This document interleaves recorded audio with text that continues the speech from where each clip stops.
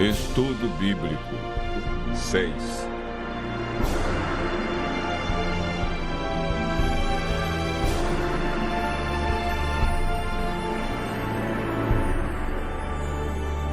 Sinais da vinda de Cristo.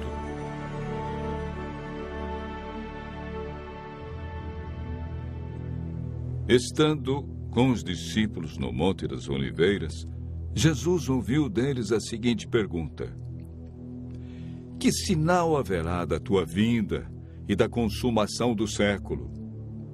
O mestre, então, enumerou vários sinais indicadores do seu retorno à terra.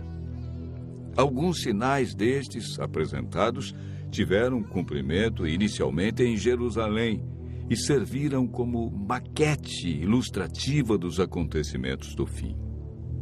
Outros sinais, porém, estão se cumprindo agora, em nossos dias. Todos os dias lemos e ouvimos nos jornais, rádio e televisão inúmeros acontecimentos. São várias as tragédias: terremotos, chacinas, roubo, enganos, crianças abandonadas, doenças, fome, guerras. O que diz a Bíblia sobre esses acontecimentos?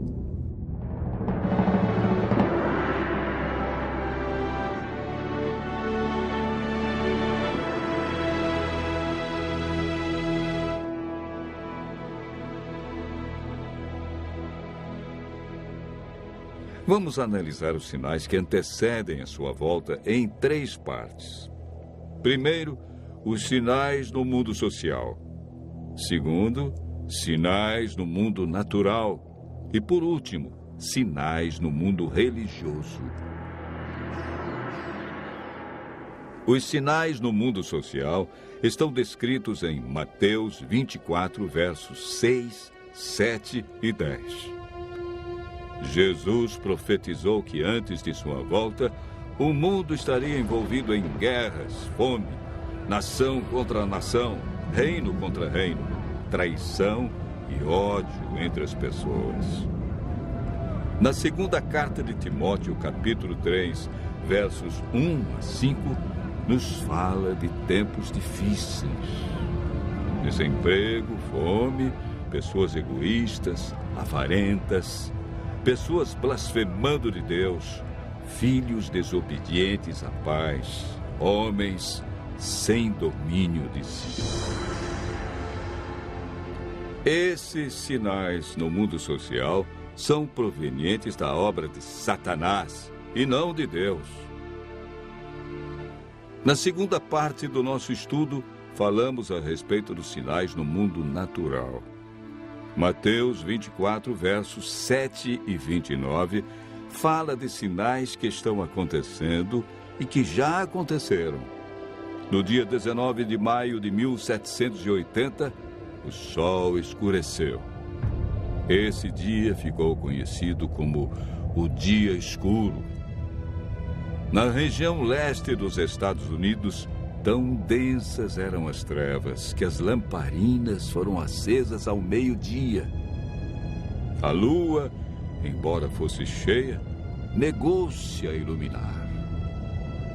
A ciência não conseguiu explicar esse fato sobrenatural, mas a Bíblia o apresenta como um dos sinais que antecede a vinda de Cristo. Em 13 de novembro de 1833, ocorreu uma deslumbrante queda de estrela jamais vista. Esses sinais já se cumpriram uma vez, mas antes da vinda de Jesus se repetirão com maior intensidade. Os sinais no mundo natural, como terremotos, enchentes e grandes calamidades que matam milhares de pessoas, indicam que Satanás está agindo até mesmo na natureza. Tratamos na terceira parte do nosso estudo sobre os sinais no mundo religioso. Mateus 24, versos 4 e 5, fala sobre o engano religioso que haverá no tempo do fim. Mateus, capítulo 24, verso 11, refere-se ao aumento das religiões. Somente no Brasil existem mais de 1.500 religiões cristãs. No mundo, são mais de 35 mil religiões cristãs. Jesus afirmou também que antes de sua vinda, os falsos cristos e falsos profetas operariam sinais e prodígios. Mas o que fazer diante de tantas religiões? O conselho de Jesus é claro. Ele diz: acautelai-vos para que ninguém vos engane, porque muitos virão em meu nome e enganarão a muitos. Segundo Pedro 2, versos 1 a 3, fala da atitude de líderes religiosos que são movidos pela ambição e acabam usando a religião, a Bíblia, milagres e o nome de Deus para explorar as pessoas que os procuram em busca de curas, sinais e prodígios. Outro sinal no mundo religioso é encontrado em Mateus 24, verso 14.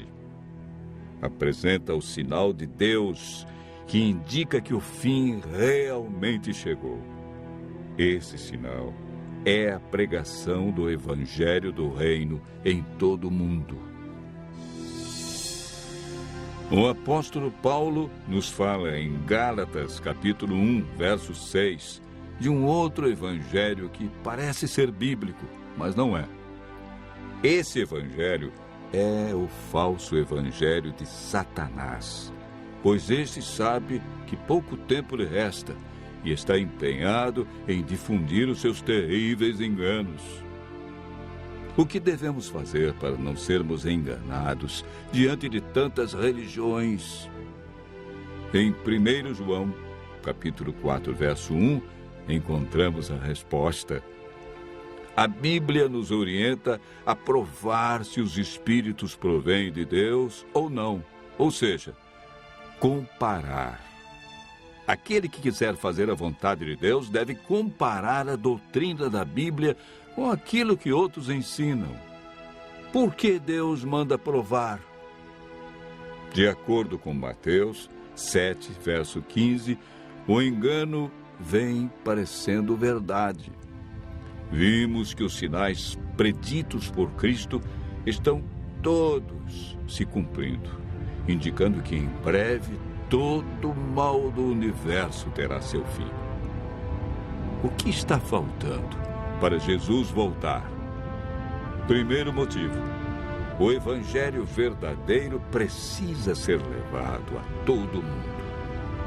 Segundo, Jesus está a cada dia dando mais oportunidades. Ele é paciente e espera uma decisão de cada um de nós ao lado da verdade. Lucas 21, verso 28, declara que, ao começarem estas coisas a suceder, exultai e erguei a vossa cabeça, porque a vossa redenção se aproxima. Continue ouvindo a voz de Deus. Em breve, vamos contemplar Jesus vindo sobre as nuvens do céu com poder e grande glória.